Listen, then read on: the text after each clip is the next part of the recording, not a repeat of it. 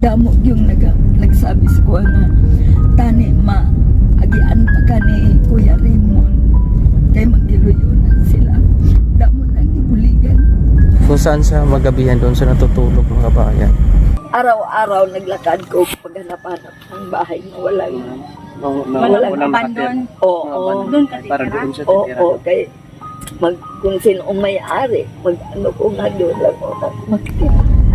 Mga kabayan, no, meron kaming naisakay ni Sir Poy. Si nanay naglalakad dito sa part ng Marikalom. Roy, dali akong kahintang niya. Siyempre may panahon nga sulong gali ko di agubog niya ka ng balay nga ako gibuyan mo ba.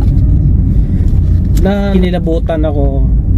Kasi hindi namin in-expect ni Sir na yung kwento sa buhay ni nanay ay sobrang Roy, nakakakalungkot, no? Kaya ho, nirecord natin ito para po meron tayong simula.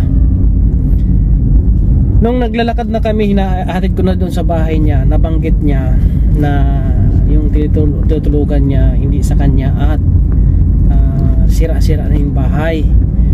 May nagbanggit sa kanya na mga kaibigan niya daw na magpatulong ka kay Kuya Raymond. Yung sinabi ko ako si Kuya Raymond, umiyak si nanay. Mga kabayan, hindi niya alam na ako na yung kasama niya. Hindi ko ma-explain yung naramdaman ko po mga kabayan. Bakit ka biglang parang naiba agad yung ano mo na, yung reaction mo nang malaman mo na si Kuya Raymond pala yung kasama mo? Sige, nag-ano ko ba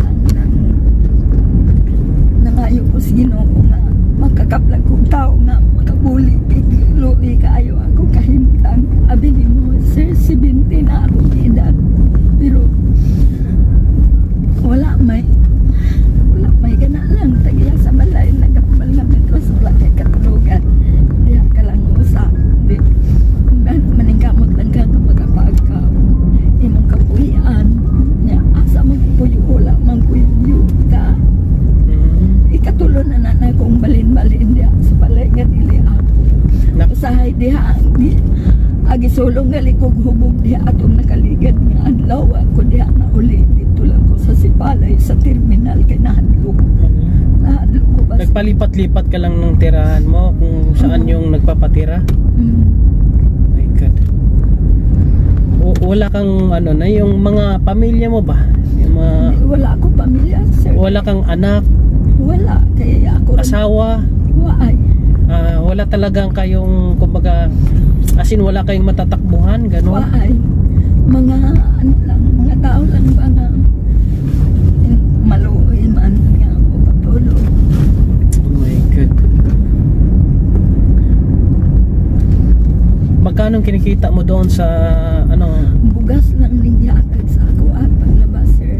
Bugas lang pala pirme. Bugas o kwarta man nga na itaga ako nila tag 150. Amo na ang binubuhay mo sa sarili mo. Oo. Pension, may pension ka na. Waay. Hirap, no? Bata pa ko na ilusis sir wala nakalimot ako sa akong mama at papa kay namatay akong papa 5 anyos pa lang ko. Namatay akong mama 6 anyos wala ko ka-eskwela.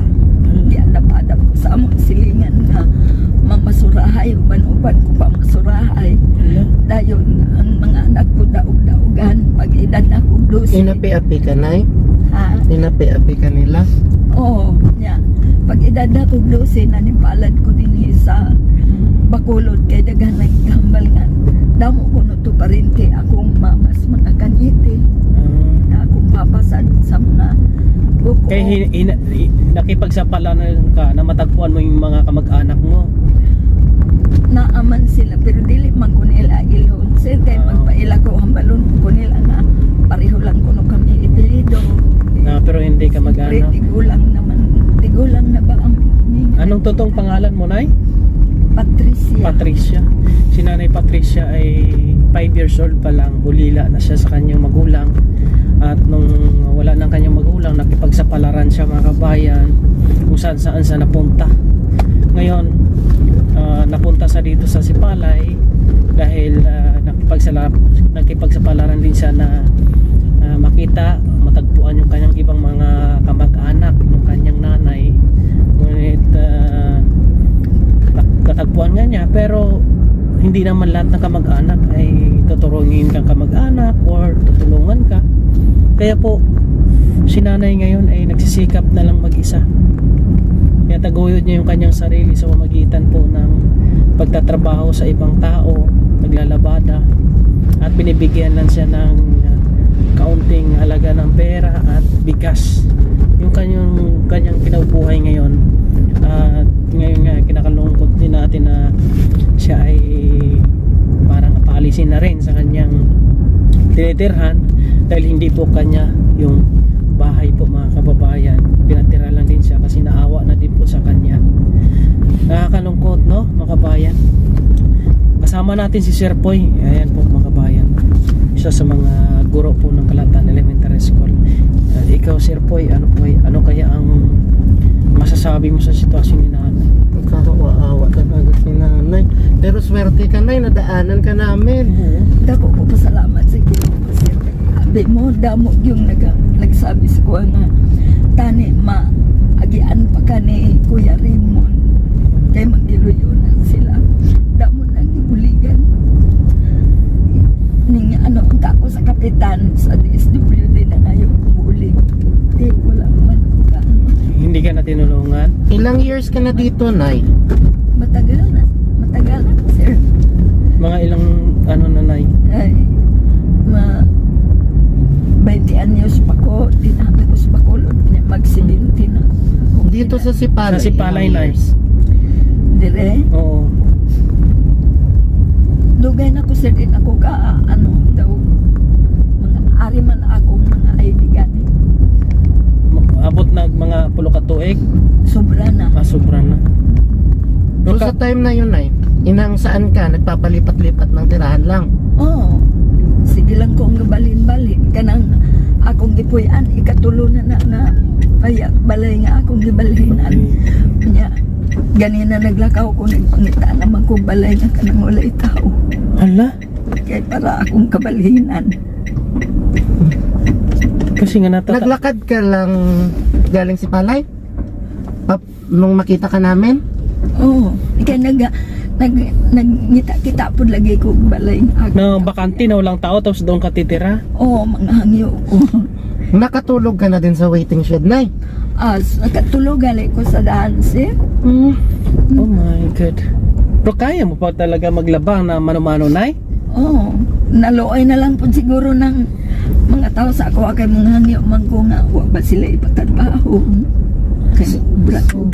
70 years old. Grabe. Timing din, Kuya. Baka kailangan mo tagalaba, sir. Ay, may araw ko, Kuya mo. Pero aanin ko yung mga kapatid ko kung Para- ano ako sa kanya. Adlaw gyud ko maglakat. Kahit Buwas mag-usap malakat is- lang gani ko kay tuwa po ko kontak. Yan, mga kabayan, no? Siguro ito yung binigay na ni God para kay nanay kung anong paggawa namin. Kung hindi ko ma-explain yung naramdaman ko ngayon, naawa kami sa kanya. Kaya sinama ko na lang siya para ay makausap namin ng masinsinan. Kasama din po si Ate Myla. Nandito si Ate Myla ngayon isang pagkakataon ito na maano namin, baka makatulong dito si Ate Myla sa sitwasyon ni nanay. Sige na, bababa tayo. Pag galing ka ng Sipalay, nilalakad mo lang papunta dito? Oo, pag wala akong kwarta. Pero kung tagaan ko sa akong ilabadahan, makaplito ko. Mga kabayan. Ilang taon ka na ulit, Nay? 70. 70. Pero malakas Bakit pa. pa? Malakas pa. Kaluyaan lang po ko sa ginoo. Tingali, sir, kay wala may nagbili sa kuha. Mga kabayan, no, tingnan namin kung anong maitulong namin ni Sir Poy kay nanay. Dito muna tayo. Ha? Damo. Ayan. Binigyan po siya ng cash muna ni Ate Myla ngayon. At bisitahin natin personally yung bahay po ni nanay. Sobrang kawawa talaga si nanay. Assist namin ito ni Ate Myla. Binigyan niya ng pabaon. Pinakain po ni Ate Myla.